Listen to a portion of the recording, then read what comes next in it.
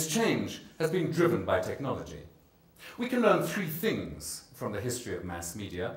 First, no mass medium ever replaces another, but the relationship between all media shifts when another establishes itself. Second, audiences decide on how media will be used, not technologists, and not producers, and not advertisers. Third, both producers and audiences bring the expectation of previous mass media in their initial understanding of the new. Additionally, we can learn two lessons from the history of the adoption of technology. First, we overestimate the speed of change. Second, we underestimate its depth. Some historians of technology maintain that it takes around 70 years for us to understand the real implications of the introduction of new kinds of technology. The significance of the automobile, for example, can only really be understood when a network of highways covers the United States, when the fast food industry grows up, when hotel franchises develop, when the impact of cheap distribution on culture and population is understood, when its environmental implications emerge, when a global economic crisis threatens the downfall of its major players. Within the culture, we are perhaps a decade into living with the internet. Within Fremantle Media, we are perhaps 5 years into wrestling with change. But this structural change is also being driven by the collapse of the advertising economy. We have been through recessions in advertising before, but not like this one. This is not a recession. This is the new reality. Across the world, the advertising market is shrinking. Unlike historical recessions, this one shows no sign of recovery, heralding a return to pre-recessionary levels, or to historical patterns of growth. In almost every market that I visit, in almost every market that we are present, at least one commercial network is trembling to its foundations. All of them report declines in advertising of around 20%, but my suspicion, because I'm naturally suspicious of broadcasters, is that the decline is greater. In any one market in which a commercial broadcaster might completely collapse, the impact will be to make that market even less competitive than it is already, based as these are on an extremely small number of broadcaster clients.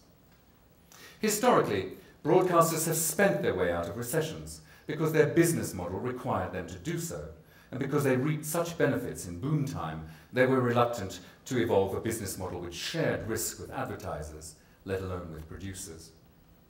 Already, small production companies without scale to flex, without an ability to de-risk the proposition to the broadcaster, without major productions forming strong spines of revenue, are starting to disappear. And I fear this will only worsen over the next 12 to 24 months. But I don't believe that this is a crisis of the funding of content, or at least that's not the lasting historical disruption. I believe this is also a crisis of platform, the decline, if you like, of a great narrative which broadcasters constructed around metaphors of time and place in broadcasting. Welcome here, watch now, up next. This is a crisis of professional specialization, a crisis of sudden abundance in a system which was based on scarcity, and both have been hastened by a financial crisis. The title of my sermon today, The Wolf in the Story, was taken from an old Roman saying, lupus in fabula, meaning the wolf in the story, or the villain of the piece, or talk of the devil and you will touch his horns. It represents the sole piece of knowledge which remains from my 5 years at high school studying Latin under the late Mr. Robin Wright. Well, it's not the sole piece of knowledge. I can also recite one of the more obscene poems of Catullus in translation. Behind me on the screen have been images related to the development of storytelling in our culture. Images that are totemic of the shifting relationship between platform, narrative, producer, and consumer. Whether the anonymous clergyman who created the moment in which a group of choir boys separated themselves from the mass to represent the story of the visitors to the tomb of Christ in the Dutch city of Nijmegen in the Dark Ages, or the 11th century Japanese writer Murasaki who bequeathed us the novel, or the creators or the stars of Dallas. Whether the narratives of the great theatre of Kabuki or of ancient Greece, or the narratives of Hillary Clinton on Twitter, the great skills of these producers at telling certain kinds of narratives on certain kinds of platforms for certain kinds of audience were not enough to prevent the passing of their power in the face of the new. But although history is on the side of the new, and although change is inevitable and full of opportunity, there is a responsibility which the digital production sector has yet to fully take up. This is the challenge to live up to the historical moment, the challenge of responding to the opportunities offered not by individual platforms, but by the great network of networks itself. This is not about YouTube, about the iPlayer, about Twitter, or about social networks.